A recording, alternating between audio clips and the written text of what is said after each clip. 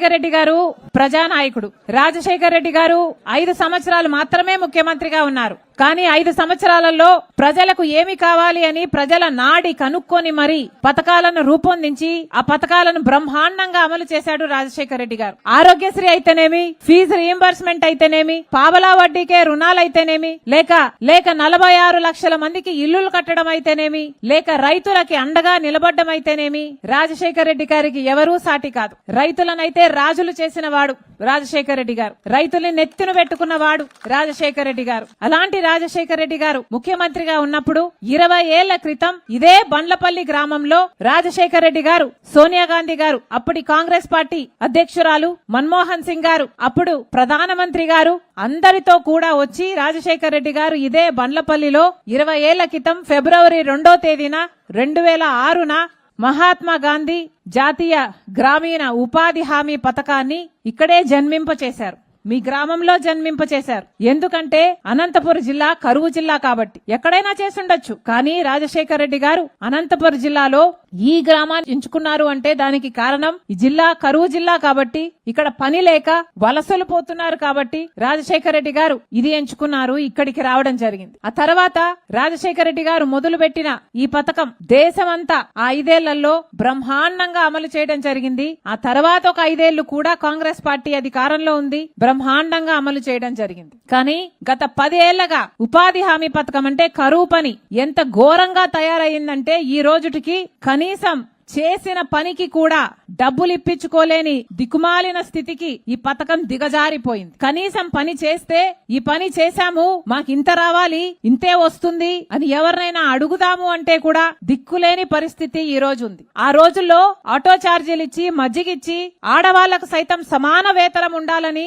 రాజశేఖర రెడ్డి గారు ఎంతో ఆలోచన చేసి ఇది పైలట్ ప్రాజెక్ట్ గా ఆంధ్రప్రదేశ్ లో తీసుకున్నారు కాబట్టి ఎన్నో ఆలోచనలు. ఆడవారికి కూడా సమాన వేతనం ఉండాలన్నది ఒకటైతే, డైరెక్ట్ గా డబ్బులు వాళ్ళ అకౌంట్ లోనే వాళ్ళ చేతుల్లోకే వస్తే కమిషన్లు కట్టింగ్లు ఎక్కడా జరగవని రాజశేఖర రెడ్డి గారు ఆ రోజుల్లోనే 60 లక్షల అకౌంట్లు ఓపెన్ చేపించారు. ఇలాంటివి ఎన్నో నూతనంగా ఆలోచన చేసి రాజశేఖర రెడ్డి గారు ఆంధ్ర రాష్ట్రంలో విధి విధానాలు ఆ పథకానికి రూపొందిస్తే, ఆ తర్వాత మిగతా రాష్ట్రాలలో కూడా ఈ పథకాన్ని అమలు చేస్తే, ఈ రాష్ట్రంలో రాజశేఖర రెడ్డి గారు అమలు చేసిన విధి విధానాలు అద్భుతంగా ఉన్నాయని పక్క రాష్ట్రాల వాళ్ళు కూడా వచ్చి ఇక్కడ కనుక్కొని వెళ్లి మిగతా రాష్ట్రాలలో కూడా అమలు చేసిన పరిస్థితిని ఆ రోజు చూసాం. ఈ పథకం ఆ 10 ఏళ్లు ఎంత అద్భుతంగా నడిచింది అంటే దేశ విదేశాల నుంచి కూడా మన ఆంధ్ర రాష్ట్రానికైతేనేమి మన దేశంలో జరుగుతున్న ఈ పథకం గురించి రీసెర్చ్ పేపర్లు రాశారు. ఇది అద్భుతమైన పథకం అన్నారు. ఎందుకు అంటే ఇంత పెద్ద ఎత్తున ఎంప్లాయ్మెంట్ క్రియేట్ చేసే స్కీము ఇంకొకటి లేదు ప్రపంచంలోనే అని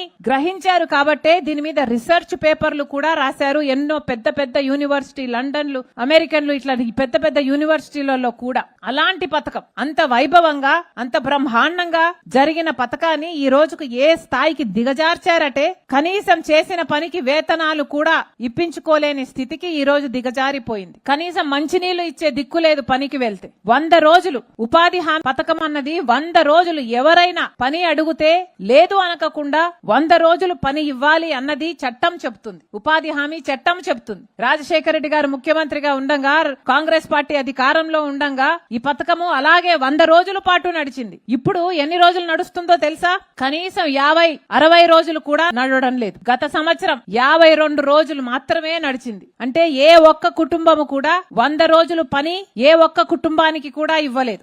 యావరేజ్ మీద తీసుకుంటే కేవలం 52 రోజులు మాత్రమే సంవత్సరంలో పని ఇచ్చారు పాలకులు. అంతకుమించి డబ్బులు ఇవ్వలేదు కాబట్టి పని లేదు అని పంపేశారు. ఇలా 1 కాదు 2 కాదు, ఎంతో వైభవంగా రాజశేఖర రెడ్డి గారు ఉండంగా లక్షల మంది ఉపాధి హామీలో పనిచేస్తే పోయిన సంవత్సరం ఒకటే సంవత్సరంలో 20 లక్షల జాబ్ కార్డులు తొలగించేసింది ప్రభుత్వం. 20 లక్షల జాబ్ కార్డులు అంటే పేదవాడు పని చేసుకోకూడదన్నమాట. ఎందుకంటే పేదవాడు పని చేస్తే వాడికి మళ్ళీ డబ్బులు ఇవ్వాలి కాబట్టి. ఇది వరకైతే చట్టంలో 100% కేంద్రమే పెట్టుకోవాలి, ఉపాధి హామీ బడ్జెట్ మొత్తం కేంద్రం పెట్టుకోవాలి అన్నది చట్టం అయితే, ఇప్పుడు బీజేపీ పార్టీ కొత్త చట్టం తెస్తుందట.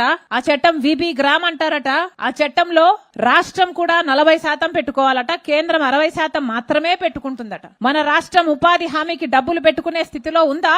ఇప్పటికే మన రాష్ట్రంలో ప్రభుత్వంలో పనిచేస్తున్న వారికి జీతాలు ఇవ్వడానికి కూడా డబ్బులు లేవు. జగన్మోహన్ రెడ్డి గారు యథేచ్ఛగా అప్పులు చేశారు, చంద్రబాబు గారు యథేచ్ఛగా అప్పులు చేస్తున్నారు. ఇప్పటికే మన రాష్ట్రం మీద 11,000 కోట్ల అప్పు ఉంది. 11,00,000 కోట్ల అప్పు ఉంటే ఇప్పుడు మళ్ళీ ఉపాధి హామీ కూడా దానికి జతవుతుంది. ఈ ఉపాధి హామీ ఇలాగే నడపాలి అంటే 5,000 కోట్ల రూపాయలు సంవత్సరానికి ఖర్చు పెట్టాలి. పెట్టగలరా చంద్రబాబు గారు? ఖర్చు పెట్టగలరా?